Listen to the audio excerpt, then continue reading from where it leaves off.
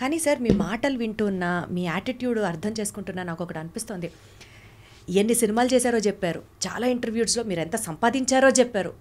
Last year ఒక్క సంవత్సరం 186 working డేస్కి గాను ₹1 కోటి పైచిలుకు సంపాదించాను అని ఓపెన్గా చెప్పారు. ప్రతి ఆపర్చునిటీకి చాలా గ్రేట్ఫుల్, కృతజ్ఞతతో ఉన్నాను అని చెప్పారు. గురువు గారిని ఫాలో అవుతానని చెప్పారు. అంటే ఇవన్నీ ఆ కాస్మిక్ ఎనర్జీ, యూనివర్స్, ఇవన్నీ మీరు నమ్ముతారు అని నాకు గట్టిగా అనిపిస్తుంది. నమ్ముతానమ్మా, నమ్మపోనే ఉంది. దైవ భక్తి అంటే మరి మూఢభక్తి కాదంటే వైకుంఠ ఏకాదశి నాడు మాత్రం నేను దూరను గుళ్ళోకి. ఆ భక్తి అయితే లేదు. పర్వదినం నాడు వెళ్ళిపోయి పాపాలు కడుక్కోను, మెల్లిగా కడుక్కుంటాను పాపాలు, స్లోగా. దేవుడు అర్థం చేసుకుంటాడు. But you are a divine, you are a spiritual person. I'm spiritual, 100% spiritual person. పొద్దున్న లేచాక మీరు కూడా అవేం చేయను, మన అంత స్పిరిచువల్ కాదు. ఐ బిలీవ్ ఇన్ దట్ అంతే.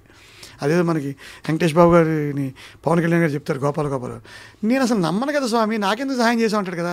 నువ్వు కాశీలో ఆ పేదవాడికి ముద్ద ఇచ్చావు కదయ్యా, అక్కడ చూశాను, ఆ సాయంలో చూశాను అంటాడు. దేవుడు అంటే సాయం అంటాడు కదా. పందిని కూడా ఆ విష్ణుమూర్తి అవతారంగా గుర్తించింది సాయం చేస్తే అని చెప్తాడు ఓ డైలాగ్. కరెక్ట్. అట్లాంటి స్పిరిచువల్ అలా అనిపిస్తుంది, నమ్మకంగా అనిపిస్తుంది, ఆనందంగా ఉంటుంది. అంటే ఒకటి ఎప్పుడో ఎండమూరి వీరేంద్ర గారు చెప్పారు, ఒరే ఈ లాజిక్లో మానేసి గుడికి వెళ్ళి పొద్దున్నే ఆ సుప్రభాతం వింటుంటే మనసుకు ఆనందంగా అయితే వెళ్ళిపో ఆనందంగా. ఇప్పుడు సాయంత్రం వెళ్ళి పబ్బులో తాగి తెచ్చుకునే ఆనందం కంటే గుడికి వెళ్ళి సుప్రభాతం వింటూ వచ్చే ఆనందం సుఖంగా ఉంటుంది, ఆరోగ్యంగా ఉంటుంది, బెటర్. అదే అలాంటి పర్సన్ అంటున్నారు. అంతే, అలాంటి పర్సనే.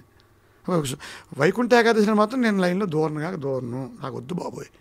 నేను మెల్లిగా వెళ్తా ఒక ఖాళీగా ఉండే రోజు వెళ్ళి దేవుడి దండం పెట్టుకొస్తాను. పూజలు, ఉపవాసాలు, హోమాలు, not that kind of person. Very rare. But దేవుడిని నమ్ముతారు. కాకపోతే శివానందమూర్తి గారు నమ్ముతాను, ఆయన శివుడిని నమ్ముతాడు, నేను శివుడిని నమ్ముతాను ఆయన ద్వారా. సో అట్లా నాకు బేసిక్గా నేను ఇప్పుడు ఇవాళ చాలా ఎమోషనల్గా మాట్లాడాను, కొన్ని అగ్రెసివ్ మాటలు చెప్పాను, తెలుగు ప్రజల యొక్క దైన్యం గురించి చెప్పాను, సెల్ఫ్ రెస్పెక్ట్ కోల్పోతున్నా.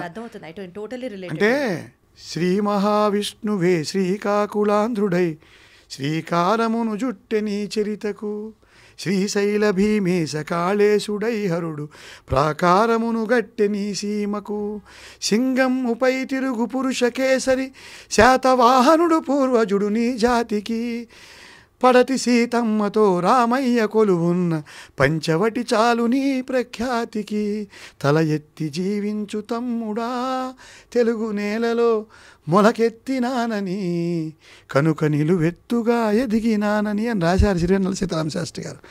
ఇంటర్వ్యూని కంక్లూడ్ చేసే టైంకి వచ్చింది కాబట్టి అడుగుతున్నాను సార్, మిమ్మల్ని మీరు ఎలా చూసుకోవడానికి ఇష్టపడతారు సార్? అంటే ఒక చేంజ్ మేకర్ గానా, ఒక వర్సటైల్ యాక్టర్ గానా, లేకపోతే age is not a barrier అన్నట్టు చెప్పాలనుకుంటున్నారా? తర్వాత లెగసీని ఎలా తీసుకెళ్తారు ముందుకు? నేను మళ్ళీ పబ్లిక్ లైఫ్లోకి పోతా.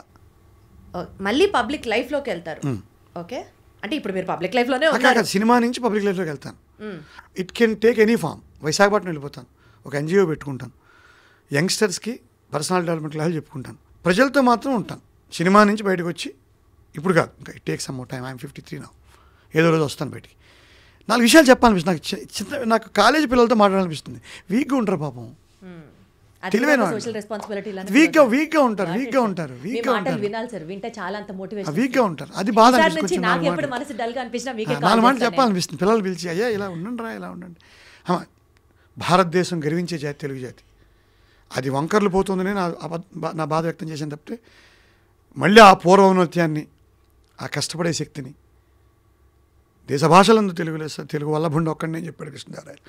ఆ ప్రైడ్ మళ్ళీ తెచ్చుకోవడానికి రోలర్స్ ట్రై చేయాలి. సరే సార్, సంక్రాంతి సినిమాలకి సంబంధించి లేని సినిమాలో లేరు. On a very positive note, చాలా హ్యాపీగా ఉంది మిమ్మల్ని ఇలా కలవడం చేయడం.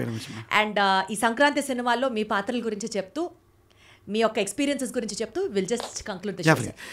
ఈ సంక్రాంతి నేను యాక్చువల్గా 3 సినిమాల్లో ఉండాలి. ఫస్ట్ గేమ్ చేంజర్ నేను రిలీజ్ అయింది, దాంట్లో రామ్ చరణ్ గారితో చేయడం వల్ల నేను అవ్యాజమైన ఆనందాన్ని పొందాను. ఆ షూటింగ్ ఎక్స్పీరియన్స్ కూడా మీకు ఇంతగా ఎక్స్ప్లెయిన్ చేశాను.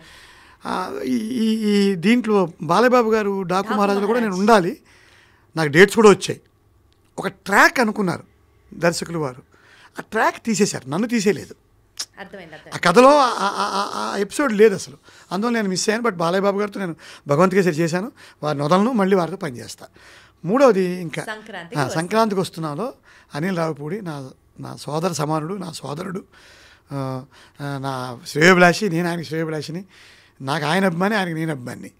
ఆయన ఒక అద్భుతమైన పూర్తి నిడివిగల ఒక పాత్ర ద్వారా నా సినిమా జీవితానికి ఓ కొత్త డైమెన్షన్ ఇచ్చారు.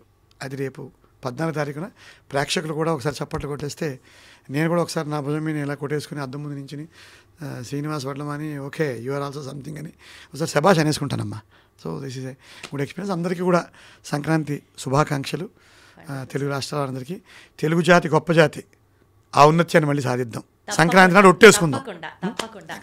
మీలో ఉన్న సరస్వతికి, మీలో ఉన్న కళామ సరస్వతికి పాదాభివందనం. Thank you so much. Thank you. Very much.